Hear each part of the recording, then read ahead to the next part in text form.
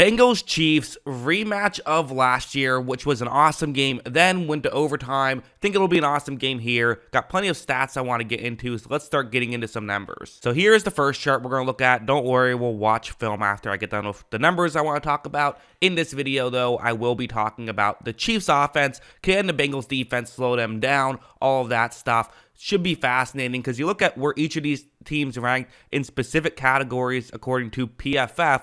A lot of good stuff really across the board here. I mean, passing game, obviously amazing with Mahomes, number 2 on that list. You have the receiving game, number 3. So, again, people question how good would the receivers be heading into this year. Well, they've definitely, they've rose to the occasion for sure. Obviously, Kelsey helps a lot with that. He is included. It's just guys running routes. That's what receiving means. The Bengals coverage has been good this year, though. So definitely we have to factor that in as well. It's been a above average coverage unit, also been a very good pass rush unit, but going up against a good pass blocking unit, typically that favors the offense. Typically good on good favors offense, as good offensive linemen can, for the most part, if not shut down, at least win the vast majority of the battles against a good pass rusher. That's typically how that works, but not always. The Chiefs also run block very well. They have a good offensive line. The running game isn't quite as good as in the people actually running the ball, but Isaiah Pacheco's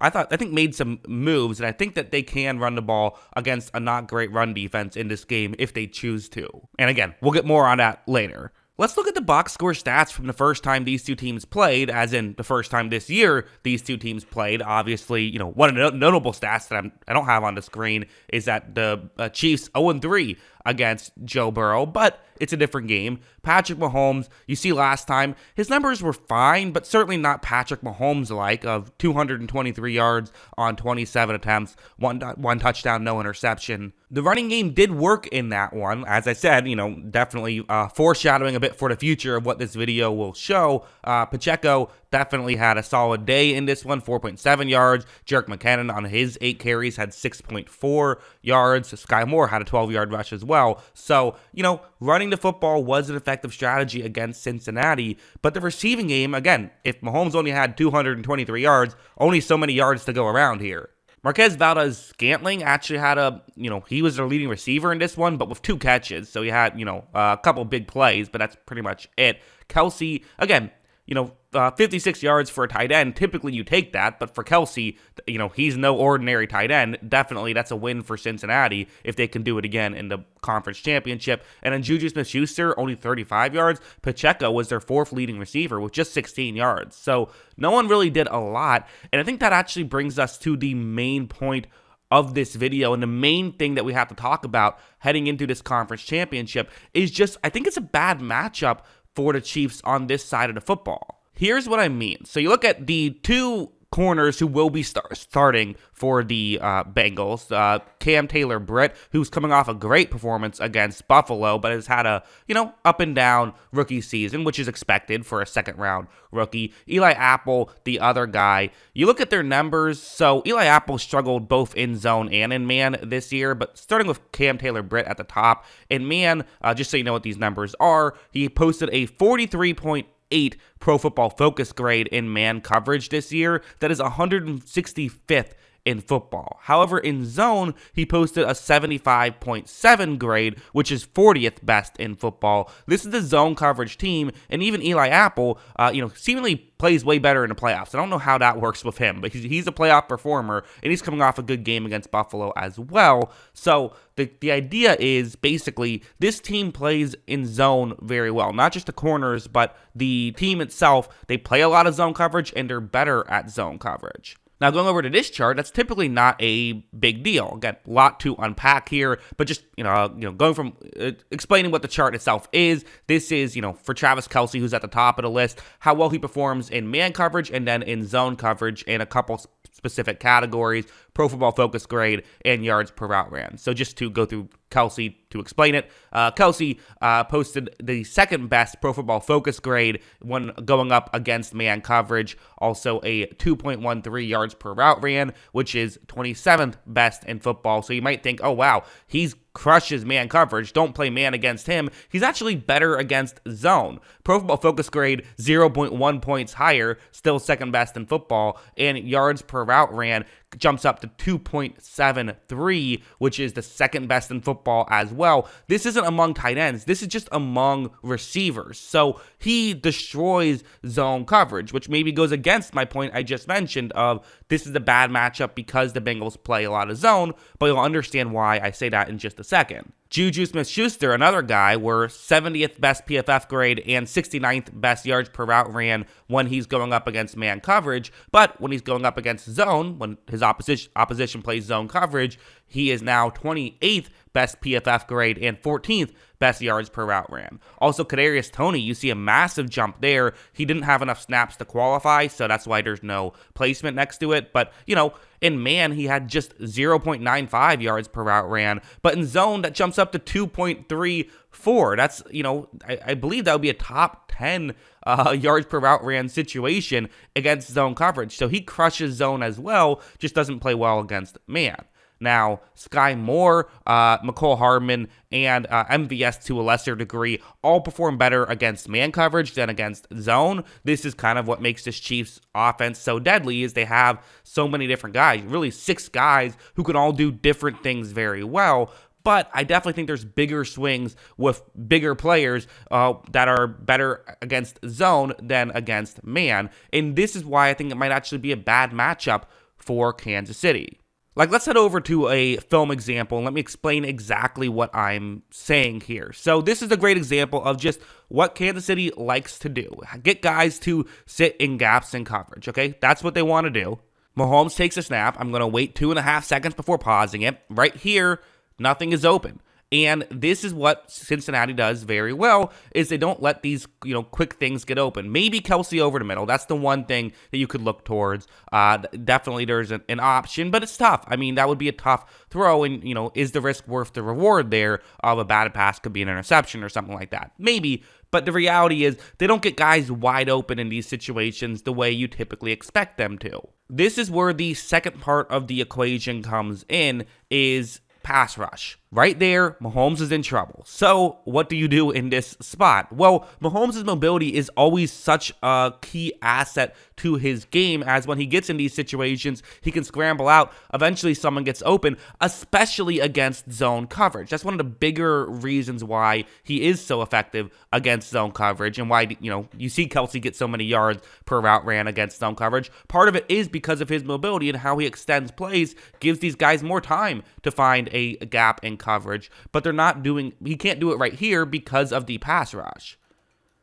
Watch as he is going to go down with a sack. That is how you get sacks against Mahomes, is you cover well, and by the time he starts to scramble, already have pressure coming. And of course, the thing that I'm sure everyone is thinking is, what is the health of Patrick Mahomes? Will he be able to scramble out as much? My guess would be not as much. So this is why Cincinnati is able to be a bad matchup for Kansas City. Most teams cannot play zone against Kansas City and get forced into man where Mahomes can hit these bombs over the top, but the Chiefs who have dominated zone coverage have not necessarily dominated zone coverage against Cincinnati. Cincinnati's been able to make plays. And that's how this type of stuff can happen, where what's going to happen here is it's zone coverage, and it's going to be Sky Moore, the route that I've circled the end of right there. That's the idea. That's what you're trying to get open, a route concept that can work out. But again, Cincinnati, they cover this stuff very well. Watch as when this play begins. You're going to see that right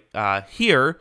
It's not really open. Cincinnati's doing a good job of covering this. And just to be clear, Awuzie, who is probably their best corner, he was not playing in this game either. So it's going to basically be the same personnel for the most part. Obviously not exactly, but very similar personnel in this one for Cincinnati as it was last time. Nothing's getting open. And one thing about Patrick Mahomes, who again, I love Patrick Mahomes, big Patrick Mahomes fan. People call me a Patrick Mahomes simp, right? Big Mahomes guy. But definitely the one way I would say his biggest weakness is he will sometimes get frustrated and he believes he can make any throw, and it's because he can make 99% of them. But if you take away those 99%, you might get him in a situation where he's making a mistake. That player right there is not open. This is not a throw Mahomes should make. It's not even a throw that any other quarterback even considers making, but because Mahomes has this absurd arm strength, he's going to say, sure, let's take a chance. Mahomes does take this chance. He throws what should have been intercepted, and For Cincinnati, you have to think being able to come up with a play like that might be the difference in this game as well. Being able to make a play or two like that would be huge, especially if, the Chiefs are going to have to run a very methodical offense, I think, which I think the Chiefs actually are capable of. And that's the other thing. I've been very pro Cincinnati so far through this video, but I want to be very clear, and I don't think the Chiefs are screwed or anything like that. I think it's a bad matchup, but can they overcome the bad matchup? We've seen teams do that before. Hell, last week I said, I don't know, I think the Bengals have a bad matchup against Buffalo and they crushed them. It doesn't always work out, even if it is a bad matchup. Sometimes, that's not all that it comes down to. And this play, I do think, is going to be a key factor. One thing I teased early on and really made an emphasis on it was the running game. And you see how this blocking concept can work. Mahomes takes a snap. He is going to give it to Pacheco. And you see there is a running lane. The two Cincinnati players who were unblocked are too far over to the right at this point. Again, Andy Reid, one of the things I feel like he's never gotten enough credit for is how he calls plays in the running game. He's very good at dialing stuff up in the passing game. That's what gets the attention. It's the most important part of his play calling. But he can absolutely dial stuff up in the running game as well, as he's doing right here. Watch as Pacheco is able to get into the end zone for a touchdown. I think getting a consistent running game going in this game will be crucial for the Chiefs, and I think they will. I think they'll be able to do it. As long as they try to, I think they can do this stuff. They're going to run a lot of play action and things of that nature, and I think that with Mahomes' mobility not quite what you would want it to be, I think having an effective running game will matter here, and I see no reason why they won't have an effective running game, and who knows, maybe you could even get Cincinnati to do something stupid if you are having an effective running game. Speaking of Cincinnati doing something stupid, that's what happened on this play. This was that big Marquez Valdes-Scantling play that got his numbers to be the leading receiver in this one. Cincinnati playing cover 0 here, which just don't do this. Don't overthink it. Play zone coverage. Do what you do well. That would be my philosophy for the Bengals in this one. Okay, you can try, obviously you're not going to run one coverage the whole game, mix some stuff up, but don't do this. Don't do cover 0. Mahomes takes a snap. Mahomes is going to, again, doesn't really move at all. He just makes a throw, and they're able to pick up a big gain because, hey, really hard to cover a Mahomes bomb in cover 0 with no safety help, and Marquez Valdes-Scantling can't hit on those plays. So, without a doubt, that's kind of my thing, is I think the Bengals have the game plan I think to have the personnel and to have everything they need to beat Mahomes. The only thing I'm worried about, which I worry about with every team, is sometimes teams get too cute. They try to do too much, especially against a great talent like Mahomes. They try to, it's like you don't have to be too cute. You don't have to find ways to beat him. Just do your best, play your best football, give yourself the best chance. And I think if they do that, they should be able to limit Mahomes. Mahomes is going to get his points. There's no denying that. Mahomes got his points the last time they played.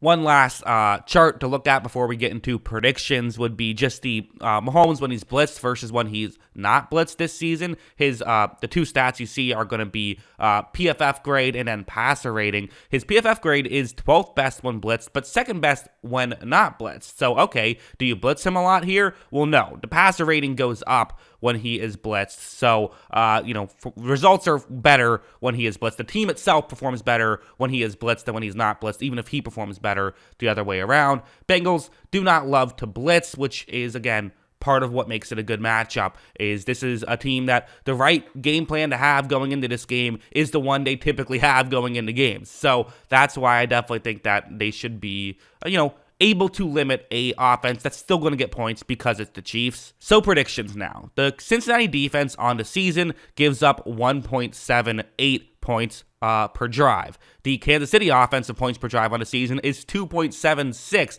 best in football, nearly a point higher than the Bengals give up. This is this is great on great. It really is. For the Chiefs in Week 13, they scored actually an impressive 3.43 points per drive, 24 points in just the 7 drives that they tried to score. But, I don't take, the way I view it is drives where you tried to score. That's what I look at. So there was a drive where it was the end of the half. I don't count that. Although I have to say, from watching the game, it was not as impressive of a performance as you might expect. Like I said, they had to really methodically move down the field, which they were able to do at times, and they will be able to do in the playoff game as well, I think. But there were also some mistakes that Cincinnati didn't quite take advantage of that I assumed they would take advantage of the second time. And there was a couple of drives that came very close to getting stopped and didn't, and then ended up in touchdowns. So yes, 3.43 seems impressive, but how good will it be? I don't know. That's why my points per drive prediction is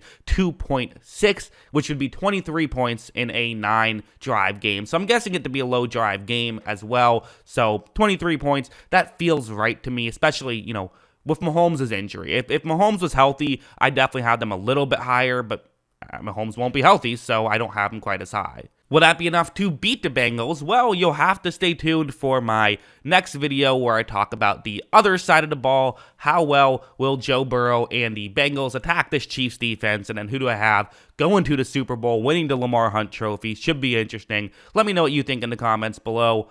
Always love hearing from you. And of course, as always, thanks for watching.